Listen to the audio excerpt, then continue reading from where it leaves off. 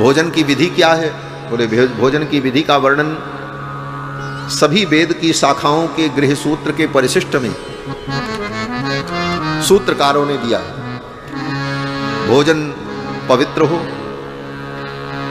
और पवित्र व्यक्ति के द्वारा निर्मित हो। ये भी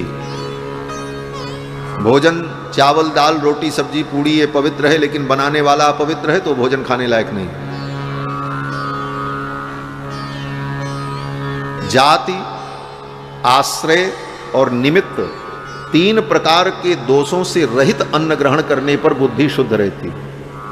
जात्याश्रय निमित्त दुष्टाद अन्नात् काय शुद्धिर विवेकः, इसी का नाम विवेक।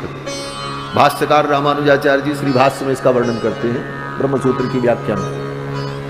जाति, जाति का मतलब जो चीजें जन्म से ही अशुद्ध हैं। जैसे प्याज, प्याज को किसी ने अशुद्ध नहीं किया, वो पैदा हुआ जातितः अशुद्ध है। मांस, मांस किसी पशु को मारने पर ही तो मिलेगा, आकाश में तो टपकेगा नहीं, किसी पेड़ में तो फरेगा नहीं। तो मांस, प्याज, लहसुन, गृंजन, ग्राम कुक्कुट, विडबराह, ये जो अभक्ष पदार्थ हैं ये जातितः अशुद्ध हैं। इनको किसी ने अशुद्ध किया नहीं है, ये पैदा होते ही अशुद्ध हैं, ये खाने लायक नहीं। तो जाति अशुद्ध जो वस्तु है उसका त्याग करो, एक नियम। फिर आश्रय, चावल दाल आटा घी ये बहुत पवित्र है, खाद्य है, लेकिन ये किसके आश्रय में है? बनाने वाला कौन है? बनाने वाला अगर अशुद्ध है, चावल दाल रोटी सब्जी बहुत अच्छी है लेकिन बनाने वाला शराबी, सब बेकार है। भोजन बहुत शुद्ध है, चावल दाल रोटी सब्जी, लेकिन बनाने वाली स्त्री रजस्वला धर्म से युक्त होकर के उसने भोजन बनाया है, बोले वो स्पर्श के योग्य नहीं, अधर्म हो जाएगा। तो जाति और आश्रय, और तीसरा होता है निमित्त। वस्तु शुद्ध है, बनाने वाला भी शुद्ध है, शुद्ध विधि से बनी है, लेकिन कोई ऐसा निमित्त आ गया कि वो वस्तु अशुद्ध हो गई।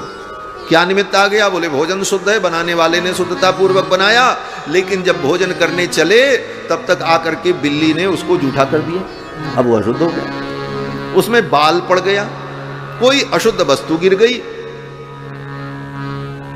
अथवा वस्तु पवित्र थी, बनाने वाला पवित्र था, लेकिन जब परोसने का समय आया तो किसी अपवित्र व्यक्ति ने परोस दिया, तो वो निमित्त दोष से दूषित हो।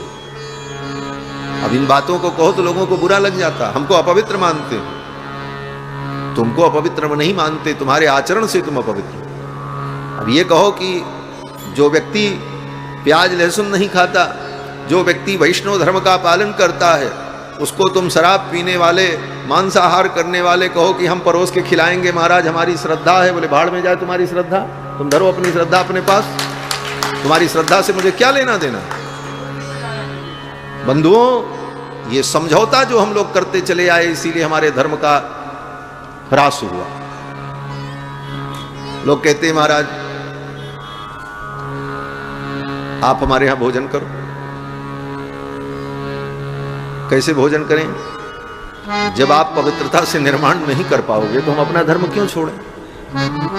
घर का आचार विचार ऐसा नष्ट हो चुका है लोगों के घर में महाराज, किसी के घर चाय भी पीने की स्थिति नहीं है।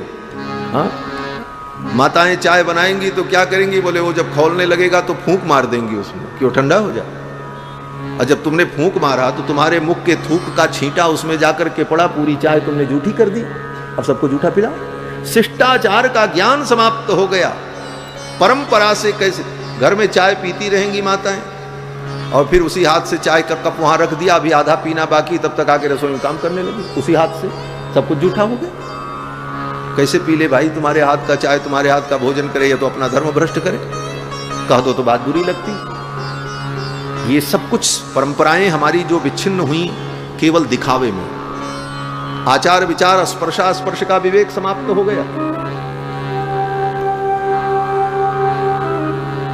और कहते हैं कि हम प्रेम से आपको खिलाएंगे, आपको हम प्रेम से भोजन कराएंगे, हमारे यहां भोजन करो। बोले प्रेम से तो कराओगे। लोग तर्क देते हैं राम जी ने तो प्रेम से सबरी के जूठे बेर खा लिए थे, आप भी खा लो। राम जी तो प्रेम के भूखे थे, आप राम जी के भक्त हो, आप भी इस प्रेम को मानो। तो इसका उत्तर यह है कि राम जी प्रेम के भूखे थे, राम जी सर्वसमर्थ हैं।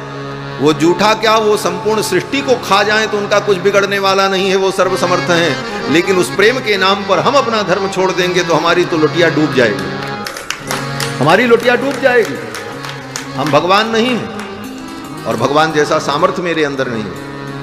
हैं भगवान के अंश, लेकिन उसी प्रकार से जैसे गंगा जल से लिया गया एक लोटा जल, एक लोटा जल भी गंगा जल है, लेकिन गंगा से अलग होने के बाद उसका सामर्थ्य उतना नहीं है।